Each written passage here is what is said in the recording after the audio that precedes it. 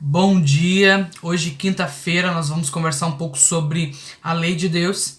E sabe o que é interessante? A lição ela fala uma história pra gente, nos conta uma história, e eu quero compartilhar com você nessa manhã. Alguns anos atrás, a França ela estava com uma briga ali de ideias entre vamos abolir a pena de morte ou não vamos abolir a pena de morte. Aqueles que queriam que a pena de morte fosse abolida, eles contratam um camarada chamado Michel Foucault, e esse camarada ele deveria escrever para aqueles que contrataram ele um editorial falando das coisas horríveis que era a pena de morte, né? Esse camarada ele faz isso, ele escreve um editorial falando sobre isso, mas ele vai além.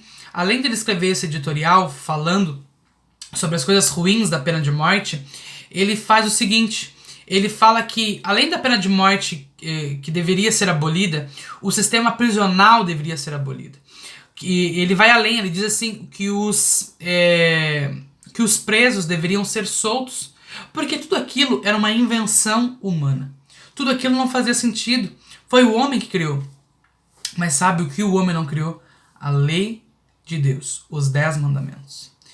Os 10 mandamentos foi inspiração, escrito pelo dedo de Deus, e eu e você sabemos disso. E esses 10 mandamentos, essa lei de Deus deve ser o ponto central da nossa vida para que nós possamos ser bons cristãos, para que nós possamos ser bons cidadãos, para que nós possamos ter uma vida baseada na palavra de Deus, baseada no Evangelho, mas seguindo também os 10 mandamentos. É interessante que a lição também coloca o seguinte: se quisermos tornar a redenção central em nossa cosmovisão cristã, a lei de Deus, que é os 10 mandamentos, também deve ser central. Eu não posso pegar uma coisa e outra e trabalhar os 10 mandamentos de forma individual. São 10 mandamentos que eu devo seguir à risca. Esses 10 mandamentos, como a lição mesmo fala, eles devem também ser um ponto central na nossa vida.